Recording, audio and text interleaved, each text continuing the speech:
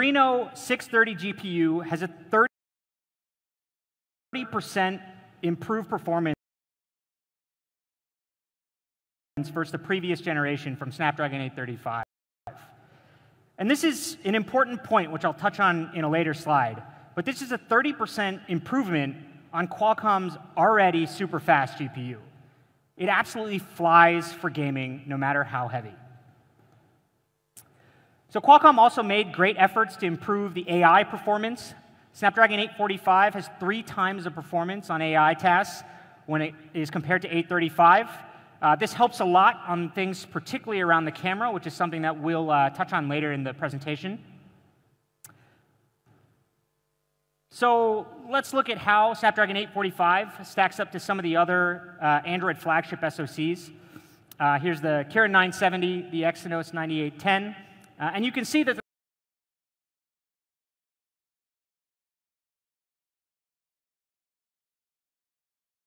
Kirin 970. But I mentioned the GPU earlier, so let's hone in on that specifically.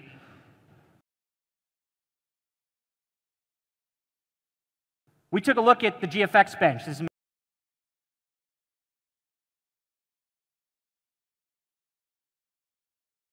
Manhattan off-screen.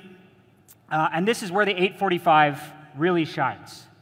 It's 30% better in GPU than the Exynos 9810, and more than 60% better than the Kirin 970. The Adreno 630 absolutely destroys the competition here. And as many of you know, GPU is something that's becoming more important today as people start playing the latest crop of mobile games, which are more graphics intensive. So if you're playing any of those games, you want the latest GPU, not something that's 1 or even 2 generations old when it comes to GPU performance. So let's talk a little bit about peak scores. I think we talked about this number in a little bit, a little while ago. This was our Antutu benchmark. We reached nearly 300,000 in the peak score, and this makes it one of the fastest Android smartphones around. But peak scores aren't the only thing that matter. Benchmarks don't tell the whole story. Because when running at peak speeds for a long period of time, the typical smartphone gets slower. You know, when you're doing things like gaming or running intensive apps, they tax the processor, which generates heat, and ultimately slows your phone down. As your phone heats up, the performance decreases. Hotter is slower. So we wanted to solve this. And we added something we're calling liquid cool. It's pretty sweet. What do you think? This is a water cooling technology, and basically it's a copper heatsink with some water vapor inside, and it's placed on top of the chipset, which cools down your phone much more quickly, allowing it to run at higher speeds for much longer. So let's check this out inside the phone. So here's a quick illustration. The SoC is up there on the top left, and this is in a situation playing a game, starts generating some heat. So in the Poco F1, we have this copper heatsink that sits on top of it. This is the blue line here. We can actually run that again. So this is the copper heatsink, the blue line. Run that again. So as you can see, what happens here is the heat generated by the SoC is distributed more evenly throughout the phone and cools down the CPU. So it can run at peak performance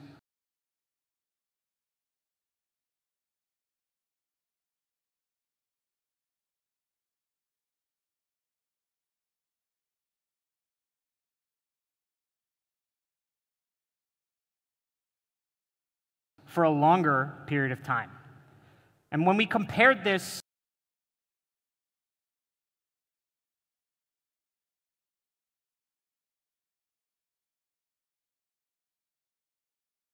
same SoC without any water cooling technology, if you'll notice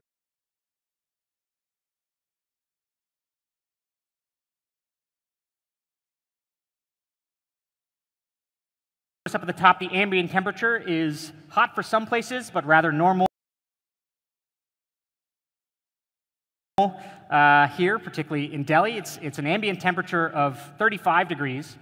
And so what we did was we ran Antutu 6 times, and this was to simulate peak performance or intensive performance over a longer period of time. And this is the result from the first test. You know, it's about the same. So let's see what happens when we start running this over time.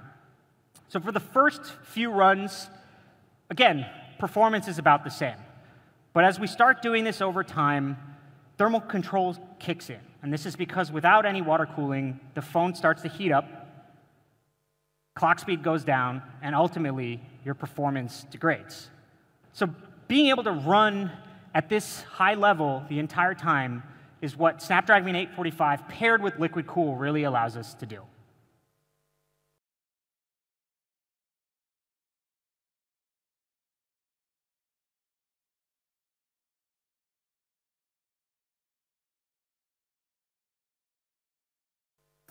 And this is what we mean when we say speed. We're not just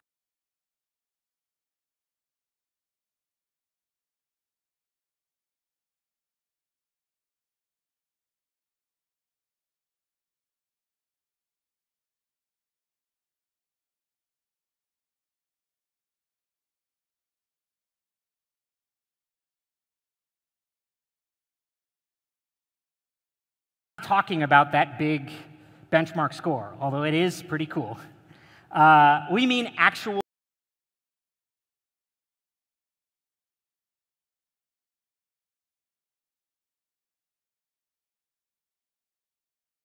real-world speed.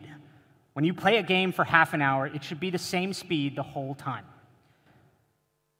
And so we believe that Poco F1 has set a new standard for performance. All right, pretty cool so far?